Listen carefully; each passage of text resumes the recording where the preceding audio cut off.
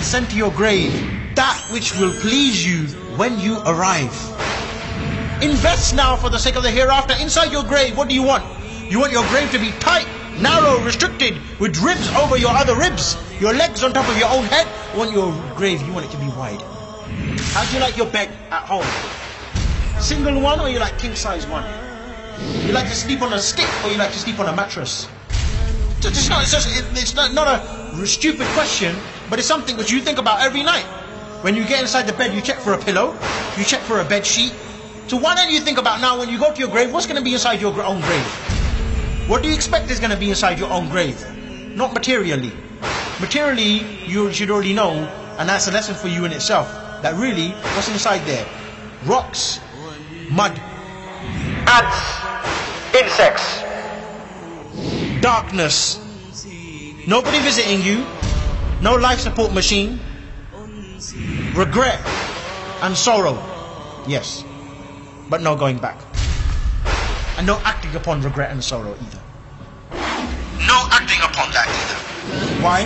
Because Allah said in Surah Al-Mu'minun, till when death comes to one of them, the one who used to follow his own desires and false gods, he will say, "Oh Allah, send me back to the dunya now, so that I can do some good." You know what Allah said?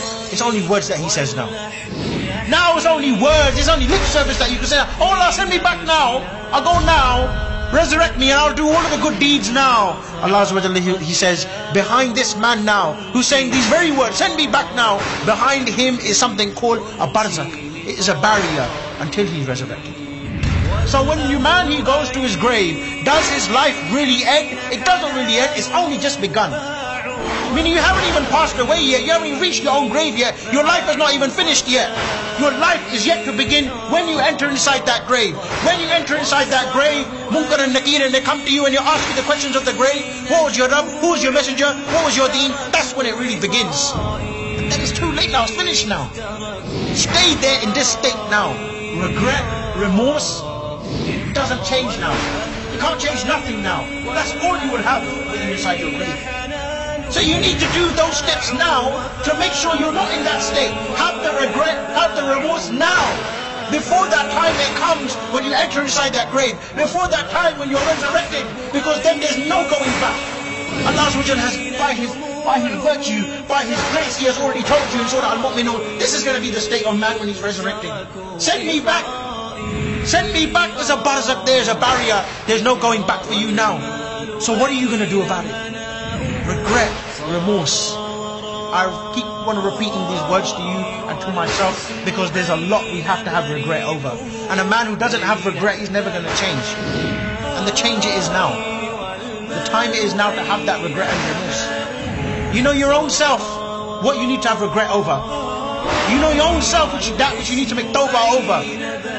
What's preventing you? It's gone by so fast, my dear brother. It's gone by so fast. Only yesterday we were in the arms of our own mother. Only yesterday we were, having breakfast. We were in the school, GCSEs, A-levels, and it went by so fast. Wallahi, where did the time go? And where did your youth go? How quickly it passed by. 10 years it just went by. 11 years, 15 years it just went by. And you think to yourself, what did I really get out? What did I really achieve out? Where has it been spent in the way of Allah? How can I present this on a plate now? If someone says to you, you've been working 8 hours, what you got to show me? Now what if Allah was to take our soul right now? And we were to meet Allah right now. And if you think that it's not going to happen right now, then let's say it happens in 10 years. What do you really think? What splendid plan, what spectacular plan that you've got inside of your head that you think in the next 10 years you're going to be able to make up for the last 20 years which has already gone by? But that's the reality of it, my dear brothers. We're going to leave soon. It's coming up very, very soon. You know, my dear brothers, this life really is like a hotel, my dear brothers. You know, inside that hotel, you get that bed, you get that nice painting, you get that toilet roll, that toothbrush, but none of it actually really belongs to you.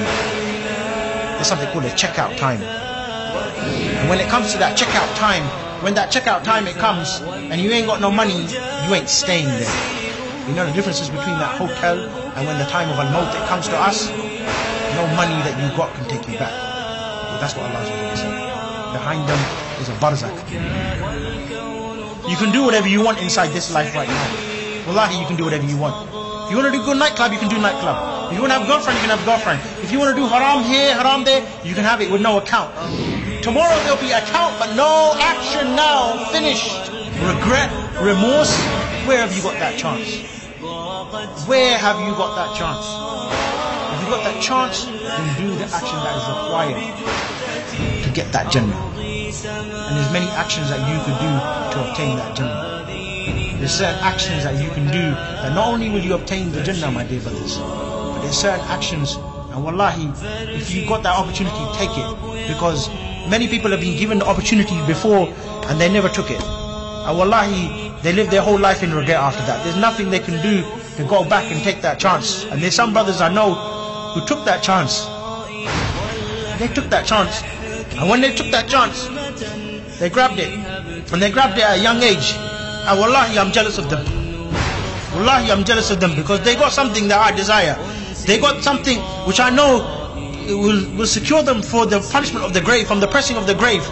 And that's why the ulama, many of the ulama, they when they used to describe those particular actions, they said, I don't know any other action which would save you from that punishment of the grave. And you know how much there is that would take you to the grave and make you punished inside that grave. So when that opportunity it comes, take it, wallahi. And if you can't see that opportunity, then go and seek that opportunity. Wallahi is waiting for you, my dear brothers. Is waiting for you. You just need to make that movement. You just need to go forward and look for that chance. Ask Allah and ask Him to open up that door for you. Open up that door for the highest, peakest point of forgiveness, and He'll give you that a chance, and He'll give you that opportunity. If you're just sincere in your dua and ask Allah, oh Allah, open up that door for me. When He gives you that chance and that opportunity, take it. Don't ever look back. Don't look back at your wife. Don't look back at your children. Don't look back at the dunya. Wallahi, is not worth it. Wallahi, is not worth it. Take that chance and go forward. Move. Go forward and take it, and inshallah Allah, He will grant you that. And I know there's people before you and people before me who've taken that chance. So why don't we take it?